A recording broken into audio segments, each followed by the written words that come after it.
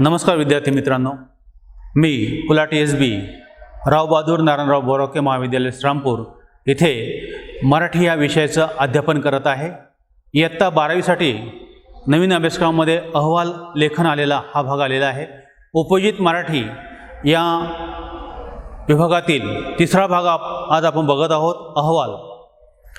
आता अहवाल म्हटलं की आपण अनेक ठिकाणी अहवाल वाचन ऐकलेलं आहे।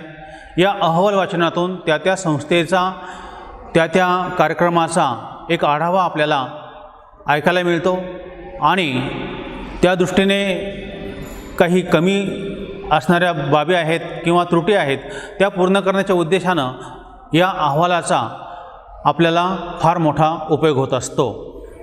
शाळा महाविद्यालयामध्ये होणाऱ्या विविध स्पर्धा, मग त्या वक्तृत्व स्पर्धा असतील, निबंध स्पर्धा असतील, रांगोळी स्पर्धा असतील, अगदी मैदानी स्पर्धा ज्या आहेत, कबड्डीपासून तर खो खोपर्यंत, व्हॉलीबॉलपर्यंत, क्रिकेटपर्यंत यांचासुद्धा अहवाल आपल्याला त्या स्पर्धेच्या जी काही पातळी आहे, राज्यस्तरीय असेल, जिल्हास्तरीय असेल किंवा देश पातळीचे असेल, त्या अनुषंगाने आपल्याला तो कार्यक्रम कशा रीतीने संपन्न झालेला आहे याचा आढावा घ्यावा लागतो आणि मग त्या दृष्टीने त्यांचा अहवाल लिहिणं क्रमप्राप्त होतं।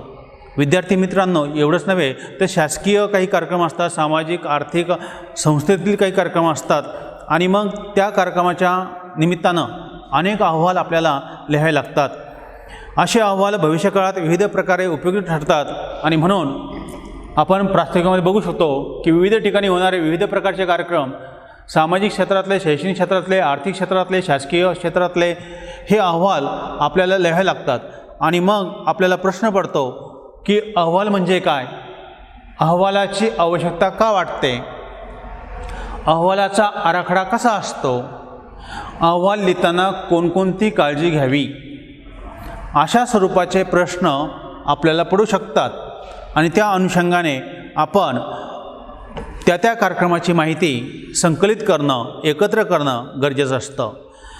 म्हणूनच अहवालाची जी काही रचना आहे ती वैशिष्ट्यपूर्ण असते। यासाठी आपल्याला अहवालाचं स्वरूप या ठिकाणी समजून घ्यावं लागणार आहे। पहिलं स्वरूप जे आहे अहवालाचं ते म्हणजे कार्यक्रमाचा हेतू कोणता आहे, कोणत्या हेतूने हा कार्यक्रम घडतो आहे, कोणत्या दिवशी घडतो आहे, कोणत्या तारखेला घडतो आहे, म्हणजे दिनांक, वेळ, त्यामध्ये सहभागी झालेले व्यक्ती आणि उपस्थित असणारे जे श्रोते आहेत त्यांचा प्रतिसाद इथे आपल्याला लिहावा लागतो आणि मग कार्यक्रम कसा संपन्न झाला, त्याचा कार्यक्रमाचा समारोप कसा झाला याचंही लेखन आपल्याला अहवालामध्ये करावं लागतं। म्हणजे थोडक्यामध्ये कार्यक्रम सुरू झाल्यापासून तर कार्यक्रम टप्प्याटप्प्याने कसा संपला या स्वरूपाचं जे काही संकलन आहे ते म्हणजे अहवाल होय। आणि मग आपल्याला या स्वरूपाच्या अनुषंगाने विविध स्वरूपाचे अहवाल संकलन करणं, सर्वेक्षण करणं, समस्यांचं निराकरण करणं, अशा प्रकारचं स्वरूपसुद्धा अहवालाचं आपल्याला दिसणार आहे। त्याचप्रमाणे एखाद्या संस्थेचा जो काही अहवाल आहे त्यामध्ये प्रगती किती झालेली आहे, त्यामध्ये त्यांची तपासणी वेळेवर होते की नाही आणि त्या तपासणीतून कोणत्या त्रुटी आढळलेल्या आहेत याचाही मागोवा अहवालाच्या स्वरूपामध्ये आपल्याला बघायला मिळतो। त्याचप्रमाणे या अहवालाच्या निमित्तानं एखादी समस्या गंभीर असेल तर आपल्याला ती चौकशीला सुद्धा सामोरं जावं लागतं।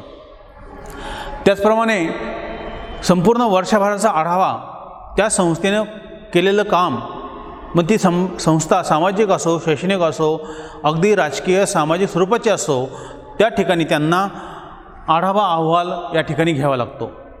त्याचप्रमाणे काही संस्था अशा आहेत की त्यांना मासिक अहवाल द्यावा लागतो, वार्षिक अहवाल द्यावा लागतो आणि त्या अहवालाच्या निमित्तानं आपल्याला विविध माहिती, एक प्रकारचं संकलनच या अहवालाच्या स्वरूपातून होत असतं।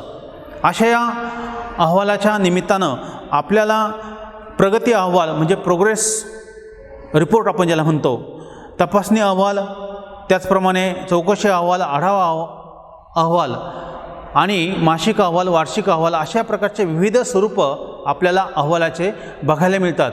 विद्यार्थी मित्रांनो, केवळ शैक्षणिक क्षेत्राशी निगडीतच हे अहवाल असतात असं नाही, तर अनेक उद्योग आहेत, ग्रामपंचायत असेल, नगरपालिका असेल, एवढंच नव्हे शासकीय निमशासकीय संस्था असतील यांना आपल्या नियोजनासाठी आणि नियोजनाची पूर्तता कशा रीतीने आपण पूर्ण केली यासाठी वरिष्ठ पातळीवर अहवाल लिहावे लागतात आणि त्या अहवालाच्या निमित्तानं त्यांना पुढील वर्षासाठी काय काय नियोजन आहे, कोणकोणत्या योजना आहेत आणि त्यांचं निराकरण करण्यासाठी लागणारा जी सामुग्री आहे किंवा मनुष्यबळ आहे त्याची तजवीज करावी लागते। एक प्रकारे छोट्याशा स्वरूपातील हा अहवाल संपूर्ण त्या संस्थेचा एक आरसा असतो असं म्हटलं तर ते वावगं ठरणार नाही।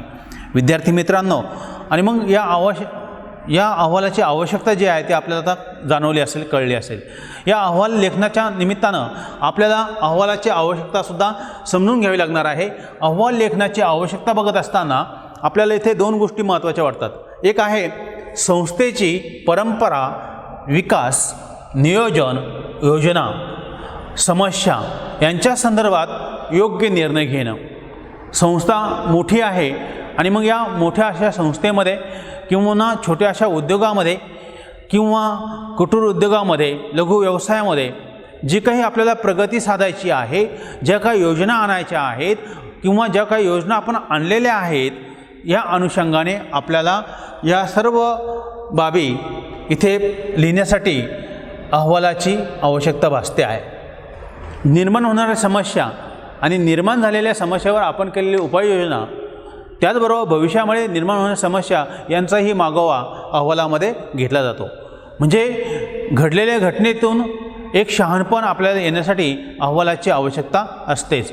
त्याचबरोबर विद्यार्थी मित्रांनो, एखाद्या संस्थेचा विकास हा कशा रीतीने होत आहे, त्यांचा प्रगतीचा अहवाल कसा वाढत चाललेला आहे हे जर बघायचं असेल तर आपल्याला त्या संस्थेचा अहवाल बघावा लागतो आणि त्या अहवालातून आपल्याला त्या संस्थेची इत्थंभूत माहिती मिळत असते।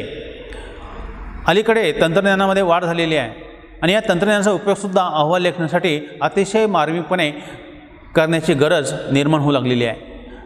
त्यातून त्या संस्थेचा विकास, त्या संस्थेचा निर्माण झालेल्या समस्या आणि त्याचं निराकरण आणि भविष्यामध्ये होणारी वाटचाल या तिन्ही बाबींचा समावेश या ठिकाणी अहवालात असतो।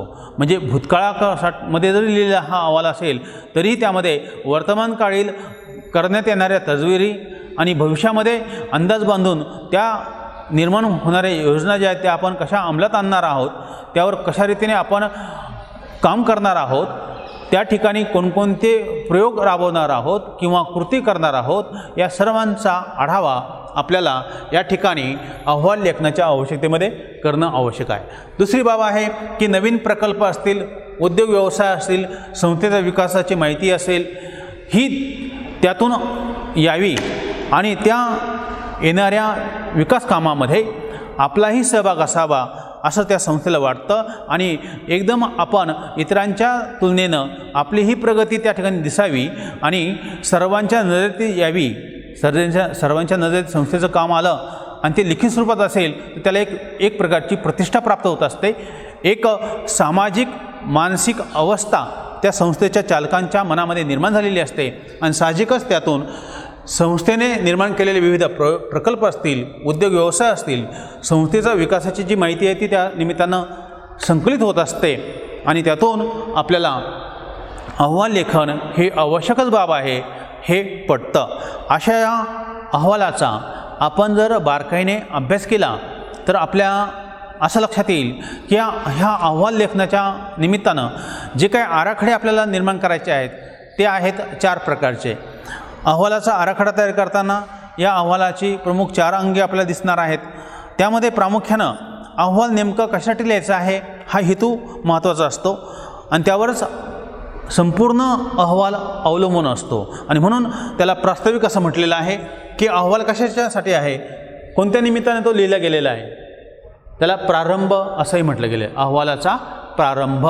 यामध्ये एखाद्या संस्थेचे कार्यक्षेत्र, विविध विषय आणि त्या अनुषंगाने येणारे मुद्दे या ठिकाणी प्रास्ताविकामध्ये आपल्याला लिहावे लागतात। त्यातून त्या अहवालाचं एक वेगळेपण आपल्याला जाणवतं। उदाहरणार्थ महाविद्यालयामध्ये एखादी वक्तृत्व स्पर्धा आयोजित केलेली आहे या वक्तृत्व स्पर्धेचा किंवा क्रीडा स्पर्धेचा अहवाल आपल्याला द्यायचा आहे, तर त्याविषयी प्रस्तावनेमध्ये आपल्याला ती माहिती देणं गरजेचं आहे. त्या ठिकाणी दिनांक असेल, वार असेल, ह्या सर्व बाबी प्रास्ताविकामध्ये येत असतात. दुसरा आराखड्यातला दुसरा अंग आहे तो म्हणजे अहवालाचा मध्य. आता जो अहवालाचा जो मध्य आहे म्हणजे आपल्याला अहवालाचा विस्तार करायचा आहे, त्याला विस्तार करणं असं म्हणतात. आणि या विस्तारामध्ये सुद्धा आपल्याला तो कार्यक्रम पुढे जात असताना महत्त्वाचा जो भाग आहे तो त्यामध्ये कसा समाविष्ट झालेला आहे हे आपल्याला बघावं लागणार आहे. आणि अहवालाचं तिसरं अंग जे आहे ते तिसरं अंग आहे अहवालाचा शेवट, त्यालाच आपण काय म्हणतो, समारोप. आता हा अहवालाचा शेवट करताना सुद्धा प्रास्ताविका इतका तो आकर्षित करणारा, मनाला भावणारा असणं आवश्यक आहे. आणि शेवटचं जे अंग आहे अहवालाचं ते म्हणजे अहवालाची भाषा. ह्या अहवालाची भाषा कंसामध्ये औपचारिकता आपण म्हणतो. औपचारिक भाषेचा वापर या ठिकाणी केला जातो. औपचारिक म्हणजे साचेबंद, पण साचेबंद हेच अहवालाचं एक वैशिष्ट्य आहे. कारण ह्या अहवालामध्ये जे काही लिखाण होतं आहे ते वैशिष्ट्यपूर्ण असतं आणि त्यामध्ये एक प्रकारचे साचाबंदपणा असणं आवश्यक आहे. म्हणून या ठिकाणी व्यावहारिक भाषेऐवजी, कौटुंबिक भाषेऐवजी एक औपचारिक भाषा म्हणजे नेमून दिलेली भाषा जी आहे त्याच साचेबंद भाषेमध्ये लिखाण करणं आवश्यक असतं.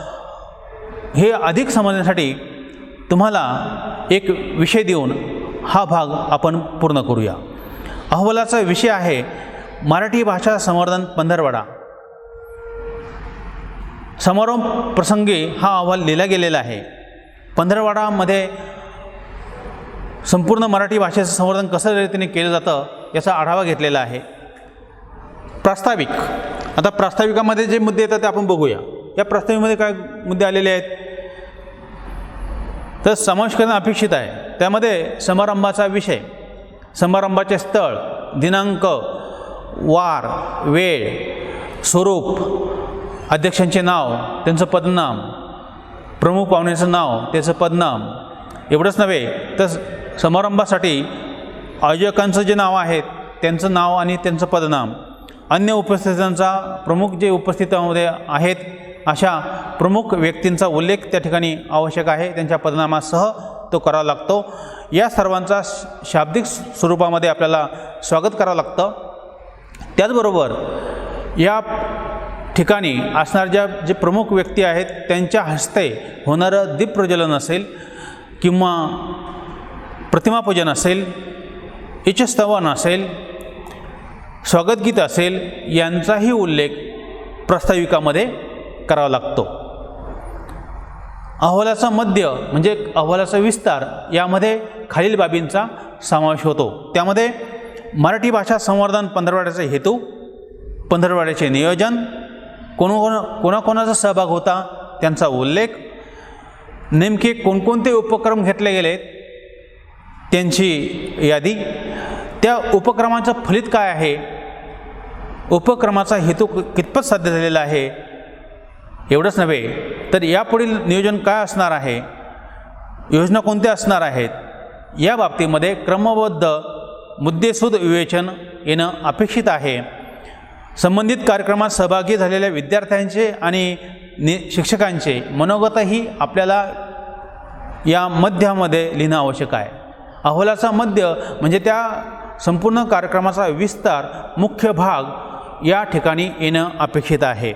प्रमुख पाहुण्यांचे विचार, अध्यक्षांचे भाषण, निवडक 2-3 उपक्रमांच्या सादरीकरणातील भाष्य आणि शेवटी पारितोषिक वितरण समारंभ यांचा उल्लेख या अहवालाचा मध्य म्हणजे अहवालाचा विस्तार यामध्ये येणं अपेक्षित आहे. तिसरं जे अंग आपण बघितलेलं आहे की अहवालाचा शेवट म्हणजे समारोप. या समारोपामध्ये जे काही लेखन येणार आहे ते याप्रमाणे असणं अपेक्षित आहे. विद्यार्थी मित्रांनो, मराठी भाषा संवर्धन पंधरवड्याचा हेतू कितपत साध्य झाला आहे हे लोकांच्या प्रतिपादनावरून आजमावून त्याचा उल्लेख अहवालात या ठिकाणी करणं गरजेचं आहे.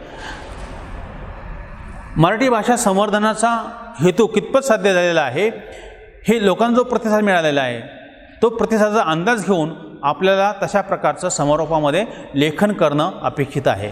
या ठिकाणी आपण जो विषय घेतलेला आहे मराठी भाषा संवर्धन पंधरवडा, या विषयाच्या अनुषंगाने एक नमुना म्हणून आपण हे चारही अंग इथे बघितलेले आहेत.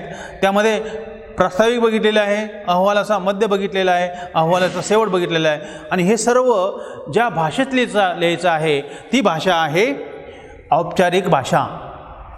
साचेबंदपणा ज्यामध्ये असतो अशी भाषा. मराठी भाषेचे स्थान, महत्त्व, सद्यस्थिती या बाबतीत या 15 आयोजित केलेले उपक्रम आणि कार्यक्रम यांना अनुसरून योग्य त्या औपचारिक भाषेचा वापर या ठिकाणी करणं गरजेचं आहे. आणि म्हणून आपण कोणताही अहवाल बघितला की त्या औपचारिक स्वरूपाचा असतो आणि या औपचारिक स्वरूपामधूनच आपल्याला त्या संस्थेचे कार्यक्षेत्र, विविध कार्यक्रमाचं स्वरूप, त्याचप्रमाणे अहवालातील विशिष्ट संज्ञा, पारिभाषिक शब्दांचा करावा लागणारा वापर, त्यानुसार त्या क्षेत्रातील अहवालाची ठराविक भाषा आणि ही भाषा विकसित झालेली असल्यामुळे अशा ठराविक भाषेचा वापर अहवाल लेखनामध्ये करणं क्रमप्राप्त होता नव्हे, ती काळाची गरज आहे. आणि त्यानुसार अहवालाचा दर्जा त्या भाषेतूनच ठरवला जातो. म्हणून विद्यार्थी मित्रांनो, ही चारही अंग आपल्या अहवाल लेखनामध्ये असणं आवश्यकच आहे. अशा या अहवाल लेखनाची काही वैशिष्ट्ये आपण जर बघितली तर ते अतिशय मार्मिक स्वरूपाचे आहे.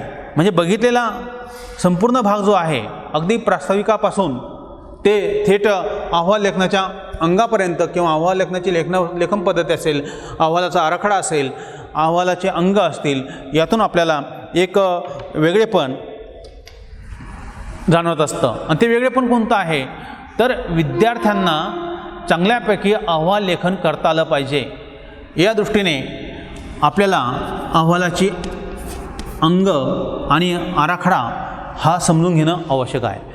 यातून अहवालाची वैशिष्ट्यसुद्धा आपल्याला व्यवस्थितपणे कळणार आहेत. त्यामध्ये पहिलं आहे वस्तुनिष्ठ आणि सुस्पष्टता. प्रत्येक अहवाल हा वस्तुनिष्ठ असला पाहिजे. म्हणजे ठराविक साचेबंद पद्धतीने जो कार्यक्रम सुरू झालेला आहे तो टप्प्याटप्प्याने कसा संपला, त्याचा शेवट कसा झाला, तो स्पष्टपणे अहवालामध्ये नमूद करणंच गरजेचं आहे. म्हणजे उपस्थित व्यक्ती असतील तिची नावं, त्यांचं पद, घटना, हेतू, संस्थात्मक माहिती आणि ही संस्थेची माहिती त्यांना सांकेतिक दृष्टीने दिली तर अधिक दर्जेदारपणा या अहवालाला प्राप्त होतो. त्या अनुषंगाने निष्कर्षसुद्धा आपल्याला व्यवस्थितपणे काढायचे आहेत. अनेक महत्त्वाच्या वस्तुनिष्ठ बाबींच्या नोंदी या अहवालामध्ये करणं गरजेचं असतं. त्या नोंदी पूर्णतः सुस्पष्ट असणं आवश्यक आहे. दुसरं वैशिष्ट्य आहे विश्वसनीयता. अहवाल हा विश्वासावर अवलंबून असतो. तुम्ही कोणत्या भावनेनं अहवाल लिहितायत, संस्थेचं मोठेपण वर्णन करतायत, त्या अहवालामध्ये तशा प्रकारची विश्वसनीयता असणं आवश्यक आहे. अहवालातील विश्वासार्हता माहिती आणि तथ्यांच्या नोंदीमुळे ठामपणाने होण्याची शक्यता त्यातून निर्माण होत असते. म्हणजे त्या तथ्यांश असणाऱ्या नोंदी तुम्हाला विश्वसनीयतेकडे घेऊन जातात आणि या विश्वसनीयतेमुळेच अनेक गुंतागुंतीच्या समस्यामध्ये असे अहवाल पुरावा म्हणून न्यायालयीन प्रक्रियेमध्ये उपयोगी पडू शकतात. म्हणून आपण विश्वसनीयतेनं अगदी विश्वासपूर्ण नोंदी त्या अहवालामध्ये करायच्या असतात. हे अहवाल लेखनाचं दुसरं वैशिष्ट्य आहे. तिसरं वैशिष्ट्य असं आहे की सोपेपणा. अहवालामध्ये शक्यतोवर सर्वसामान्य व्यक्तीलाही अहवालाचा आशय समजावा अशी अपेक्षा असते आणि ही अपेक्षा पूर्ण करण्याच्या उद्देशानं अतिशय सोपेपणा हा अहवाल आपल्याला सादर करता आला पाहिजे. त्यासाठी अहवालाची भाषा जी आहे जरी औपचारिक असली तरी ती सोपी असावी. गरज नसेल तर त्यात बोजडपणा शब्द आणू नये. फारसे तांत्रिक शब्दसुद्धा वापरले जाऊ नयेत. विनाकारण अलंकारिक भाषेचा वापर करू नये.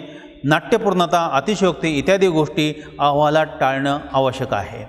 परंतु अहवालात त्या क्षेत्राशी संबंधित संज्ञा, पारिभाषिक शब्द, प्रक्रिया याविषयी जे काही संज्ञा आहेत तांत्रिक बाबीमध्ये त्या येणं गरजेचं आहे.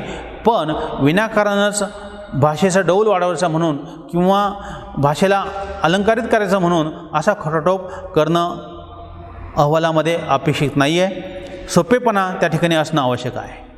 अशा या अहवालाची शब्दमर्यादा जर बघितली आपण, चौथं वैशिष्ट्य शब्दमर्यादा, तर अहवालाच्या व्यापकपणावर शब्दमर्यादा अवलंबून असते.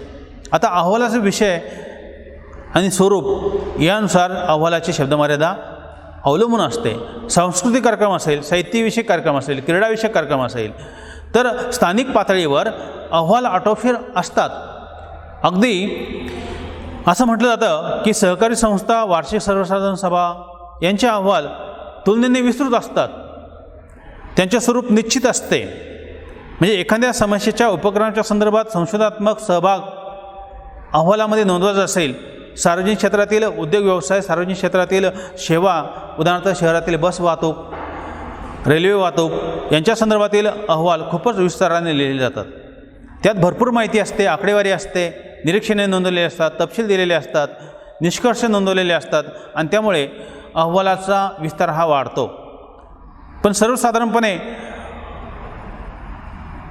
समारंभाचा अहवाल हा 3-4 पृष्ठांचा सुद्धा असतो. विशेषतः शैक्षणिक बाबीवर आयोजित केलेला अहवाल जो आहे अगदी तो 3-4 पृष्ठांचा सुद्धा असतो. तर एखाद्या आयोगाचा अहवाल 1000 किंवा अधिक पृष्ठांचा सुद्धा असू शकतो. 1000 पृष्ठांचा असू शकतो किंवा त्याच्यापेक्षा जास्त पृष्ठांचा पण असू शकतो. म्हणजे शब्दमर्यादा ही अहवाल क्षेत्राशी निगडीत, तो कोणत्या तपशिलातून लिहिलेला आहे, कोणत्या कार्यक्षेत्राशी निगडीत आहे, त्यावर त्याचा विस्तृतपणा, त्यातील शब्दमर्यादा, त्याची पृष्ठसंख्या ही अवलंबून असते. अहवालाचं शेवटचं वैशिष्ट्य आहे निपक्षपातीपणा. आता अहवाल हा कोणत्याही एका पक्षाची बाजू घेऊन लिहिता येत नाही. अहवालाविषयी कोणताही असो, प्रकार कुठलाही असो, सर्वच प्रकारच्या अहवालाचे एक सामायिक वैशिष्ट्य म्हणजे तो निपक्षपाती असणं आवश्यक आहे. अहवाल लेखकाला संबंधित विषयाला बाधा आणणारी स्वतःची एकांगी मतं, एककल्ली विचार अहवालात आणता येत नाहीत. स्वतःच्या मर्जीनुसार अहवाल लेखन करता येत नाही. वास्तवदर्शी लेखन हा अहवालाचा आत्मा आहे. म्हणून अहवाल हा आत्मकेंद्री नाही आहे, तो विस्तारानं सर्वांना मान्य होईल अशा रीतीनं लिहिणं गरजेचं आहे. स्वमताला इथे वाव नसतो. त्या समारंभाचे, सभेमधील संशोधनाचे आणि संशोधन कार्यातील विशेष बाबी असणाऱ्या बाबींचं अहवाल लेखकाने काय काय अनुभवलं, काय काय पाहिलं, हे तटस्थपणे त्याने संपूर्णपणे लेखन करणं गरजेचं आहे. अगदी खरेखुरे लेखन असणं आवश्यक आहे, तरच तो अहवाल निपक्षपातीपणाने निर्माण होतो. अशा रीतीने विद्यार्थी मित्रांनो, अहवालाचे एक वैशिष्ट्य आपण बघितलेले आहे, वस्तुनिष्ठता आणि सुस्पष्टता. दुसरा आहे विश्वसनीयता. तिसरा आहे साधेपणा. चौथा आहे शब्दमर्यादा आणि 5वा आहे निपक्षपातीपणा. मग असं हे अहवाल लेखन करताना आपल्याला खालील बाबी महत्त्वाच्या वाटतात. आता जी वैशिष्ट्ये पाहिल्यानंतर त्या वैशिष्ट्याला धरूनच ह्या अहवालाच्या लक्षात घ्यायच्या बाबी आपण जर बघितल्या, त्या अतिशय साध्या आणि सोप्या आहेत. पण कुणास ठाऊक ह्या साध्या आणि सोप्या बाबीच आपल्याकडून लेखन करताना पाळल्या जात नाही आणि मग त्या अहवालाचं जे काही पतप्रतिष्ठा असते किंवा एक प्रकारचा त्याचा जो ढाचा असतो तो ढासळण्याची शक्यता असते. म्हणून अहवालाचा जो विषय आहे त्या विषयाच्या अनुषंगानं माहितीचं संकलन अतिशय वैशिष्ट्यपूर्ण असणं गरजेचं आहे. आपण अहवालाची जी वैशिष्ट्ये पाहिली ती सर्व वैशिष्ट्य या ठिकाणी अहवाल लेखन करताना महत्त्वाचीच आहे. अहवाल लेखन हा जरी एखाद्या लालित्यपूर्ण साहित्य प्रकार जरी असला, पण ही एक कला आहे. साहित्य जसं लिहिणं प्रतिभेचं काम असतं, त्याचप्रमाणे अहवाल लिहिणं हे कलेचं काम आहे. आणि म्हणून अहवाल लेखन ही कला असं म्हटलं गेलेलं आहे. शिक्षणाच्या संदर्भात सुप्रसिद्ध कोठारी कमिशन जे होतं त्यांनी असं म्हटलेलं आहे, the destiny of India is a going in shaped in classrooms. म्हणजे भारताच्या भविष्याची जडणघडण ही शाळेमधील वर्गखोल्यात होत असते. आणि खरोखरच हा अहवाल लिहिताना हे वाक्य त्या अहवालाला अतिशय तंतोतंत जुळणारं असतं असं आहे. आणि अशा प्रकारचे लालित्यपूर्ण मार्गदर्शक, अशा प्रकारचे प्रेरक वाक्य, विचार यामुळे अहवाल लेखनाला लालित्याचा स्पर्श होत असतो आणि गरजेनुसार त्याचा उपयोग आपल्याला करता येतो. पहिली बाब आहे, अहवाल लिहिणाऱ्या व्यक्तीला संबंधित विषयाची चांगली जाण असणं गरजेचं आहे. म्हणजे त्याचं ज्ञान त्या अहवाल लेखनाशी निगडीत महत्त्वाचंच आहे आणि त्यांनी ते जाणीवपूर्वक या ठिकाणी करणं आवश्यक आहे. म्हणून अहवाल लेखनाच्या बाबतीमध्ये आपल्याला चांगल्या बाबी इथे लिहिता आल्या पाहिजेत, सांगता आल्या पाहिजेत आणि त्यातून महत्त्वाच्या ज्या काही इतर बाबी आहेत किंवा इतर जाणवणाऱ्या ज्या काही वैशिष्ट्यपूर्ण नोंदी आहेत त्या आपण या ठिकाणी घेतल्या पाहिजे. त्यामध्ये प्रामुख्यानं आपण पहिली गोष्ट बघितली की विषयाची जाण. विषयाची जाण म्हणजे विषयाची आवड असणं गरजेचं आहे, विषयाबद्दल माहिती असणं गरजेचं आहे आणि त्या अनुषंगाने अधिक माहिती देता येते. दुसरी बाब महत्त्वाची अहवाल लेखकाने लक्षात घेणं गरजेचं आहे, जे घडतं आहे, जे घडलेलं आहे यावर आधारित अहवाल लेखन करता आलं पाहिजे. जे घडले, जसे घडले,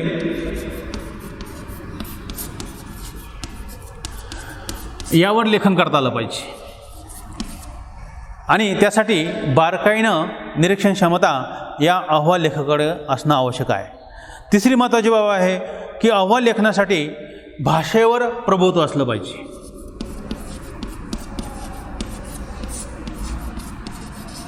भाषेवर प्रभुत्व म्हणजे भाषा अतिशय चांगल्या रीतीनं त्याचा वापर करण्याची कला या ठिकाणी अहवाल लेखकाला असली पाहिजे, कारण अहवाल लेखन ही एक कला आहे. आणि म्हणून अहवाल लेखन करताना, विशेषतः सांस्कृतिक कार्यक्रमाचे अहवाल लेखन करताना बोलके आणि सजीव चित्र त्या शब्दांच्या माध्यमातून उमटलं पाहिजे. तशा प्रकारचं सजीव चित्र शब्दातून व्यक्त झालं पाहिजे. तर संशोधनात्मक स्वरूपाच्या अहवालात योग्य पारिभाषिक शब्दांचा वापर करता आला पाहिजे, संज्ञा वापरता आल्या पाहिजेत आणि त्या शब्दावलीचा वस्तुनिष्ठतेचा महत्त्व त्या संशोधन कार्यात असणं आवश्यक आहे, अपेक्षित आहे. म्हणून अहवाल लेखनासाठी महत्त्वाची बाजू आहे ती म्हणजे भाषेवर प्रभुत्व. चौथी महत्त्वाची बाब आहे ती म्हणजे सारांश रूपाने, संक्षिप्तपणे अहवाल लेखन करता आलं पाहिजे, म्हणजे संक्षिप्त लेखन. संक्षिप्त लेखन म्हणजे आटोपशीर लेखन पाहिजे तेवढंच, जास्त फापट पसार नको, लांबण लावायला नको, अन्यथा तो अहवाल कंटाळवाणा होऊ शकतो.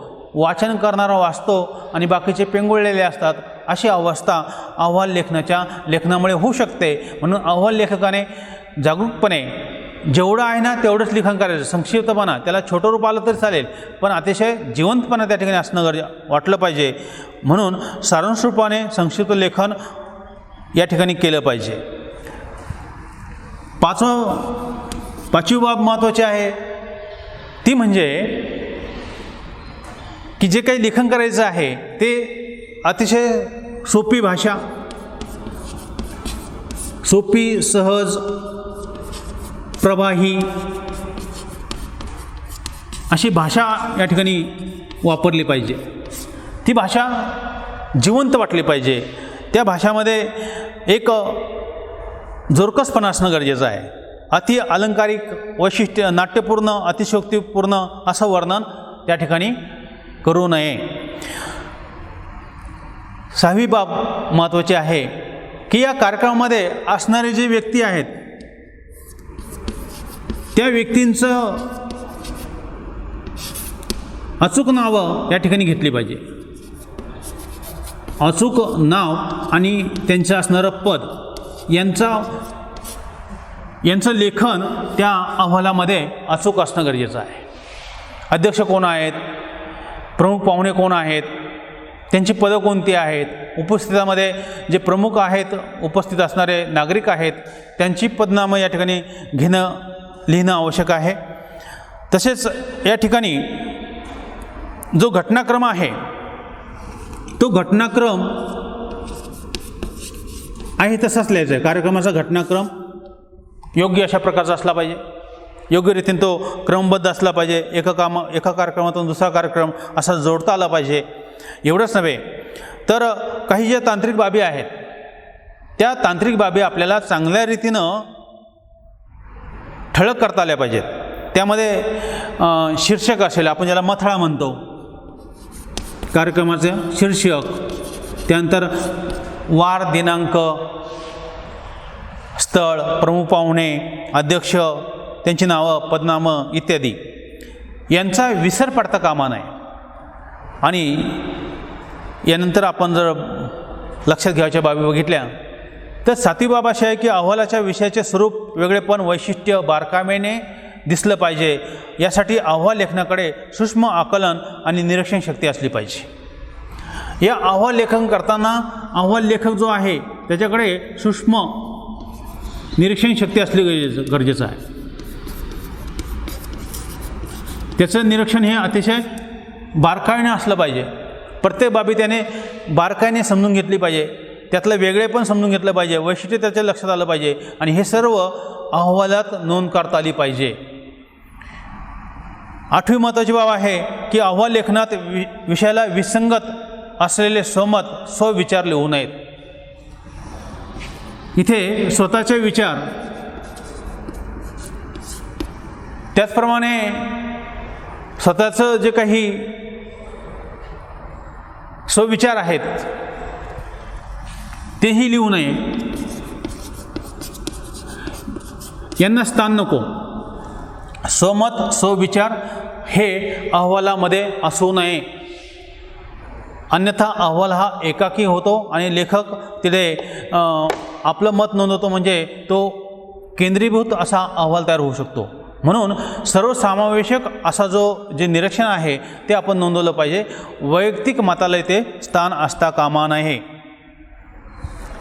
इथे पुढे आपण दुसरी एक बाजू लक्षात घेतली पाहिजे. क्रमांक 9, अहवाल हा संबंधित कार्यक्रम आणि विषयाच्या स्वरूपात लिहिलेला असतो. तो अपुरा, अर्धवट, विस्कळीत असू नये. अहवाल परिपूर्ण असावा. तो अर्धवट, विस्कळीत स्वरूपात असू नये. विस्कटलेल्या स्वरूपात अहवाल मुळीच नको आहे आणि त्यामुळे अहवालामध्ये आपल्याला एक वेगळेपण दिसून येतं आहे. शेवटची बाब महत्त्वाची आहे, ती आपण लक्षात घेतली पाहिजे अहवाल लेखन करणाऱ्यांनी. ती म्हणजे कोणती आहे तर अतिशय महत्त्वाचं आहे की अहवाल लिहून झाल्यानंतर त्याखाली संबंधित अध्यक्ष, सचिव, प्रमुख जे व्यक्ती आहेत त्या कार्यक्रमातील त्यांची मान्यतेसाठी सही करणं आवश्यक आहे. म्हणजे संबंधित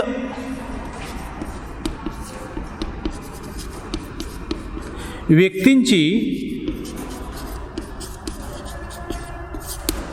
स्वाक्षरी शेवटी त्या अहवालावर घेणं आवश्यक आहे. ही एकदा स्वाक्षरी झाली की तुमचा अहवाल परिपूर्ण झाला, तुम्हाला त्याच्यावरती मोहर उमटवता येते. अशा रीतीने विद्यार्थी मित्रांनो, अहवाल लिहिताना अशी प्रकारची आपल्याला खबरदारी घ्यावी लागते आणि त्यातून अहवाल उत्तम प्रकारे आपल्याला लिहिता येतो. शेवटी आपण समारोपाकडे येतो आहे. अहवाल हे त्या संस्थेतील कार्यक्रमाचे महत्त्वाचे दस्तऐवज असतात, म्हणून त्यांचे लेखन योग्य ती दक्षता घेऊन करावे लागते.